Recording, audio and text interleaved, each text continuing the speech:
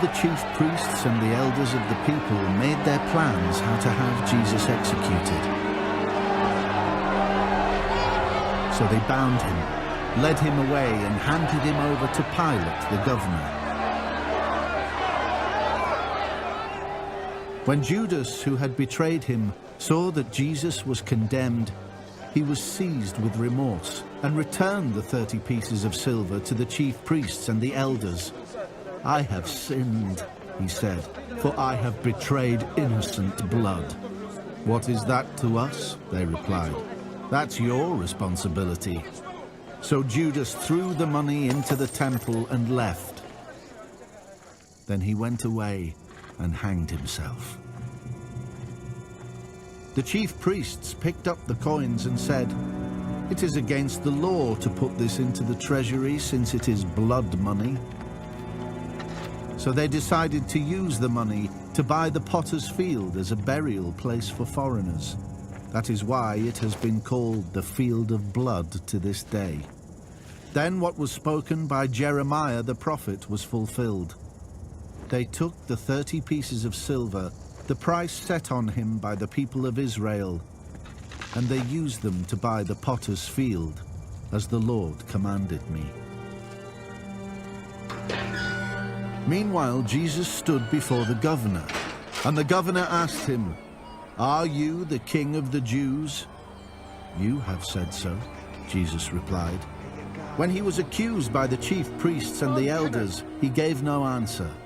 Then Pilate asked him, "Don't you hear the testimony they are bringing against you?" But Jesus made no reply, not even to a single charge, to the great amazement of the governor.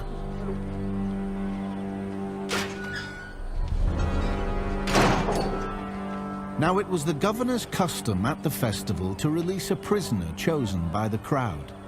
At that time they had a well-known prisoner whose name was Jesus Barabbas. So when the crowd had gathered, Pilate asked them, "Which one do you want me to release to you? Jesus Barabbas, or Jesus who is called the Messiah?" For he knew it was out of self-interest that they had handed Jesus over to him. While Pilate was sitting on the judge's seat, his wife sent him this message: "Don't have anything to do with that innocent man, for I have suffered a great deal today in a dream because of him." But the chief priests and the elders persuaded the crowd to ask for Barabbas and to have Jesus executed. "Which of the two do you want me to release to you?" asked the governor. "Barabbas," they answered. "What shall I do then with Jesus who is called the Messiah?" Pilate asked. They all answered, "Crucify him." "Why? What crime has he committed?" asked Pilate. But they shouted all the louder, "Crucify him!" When Pilate saw that he was getting nowhere, but that instead an uproar was starting, he took water and washed his hands in front of the crowd. "I am innocent of this man's blood," he said. "It is your responsibility." All the people answered, "His blood is on us and on our children." Then he released Barabbas to them. But he had Jesus flogged and handed him over to be crucified. Then the governor's soldiers took Jesus into the praetorium and gathered the whole company of soldiers around him. They stripped him and put a scarlet robe on him, and then twisted together a crown of thorns and set it on his head. They put a staff in his right hand, then they knelt in front of him and mocked him. "Hail, King of the Jews," they said. They spit on him and took the staff and struck him on the head again and again. After they had mocked him, they took off the robe and put his own clothes on him. Then they led him away to crucify him.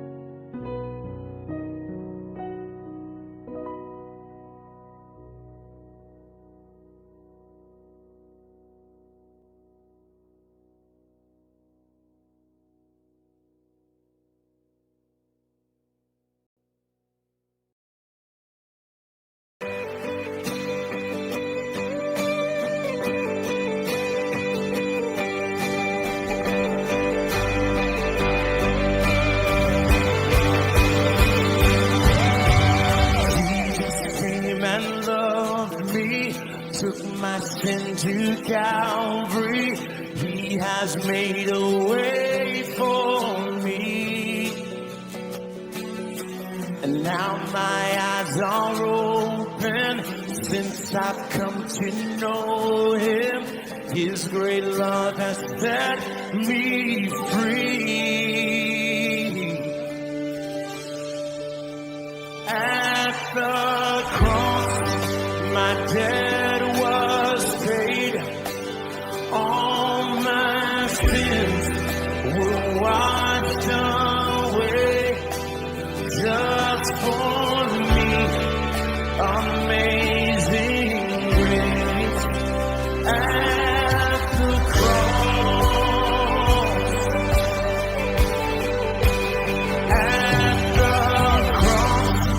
my Savior died. Shed His blood, was crucified just for me. He gave His life at the cross.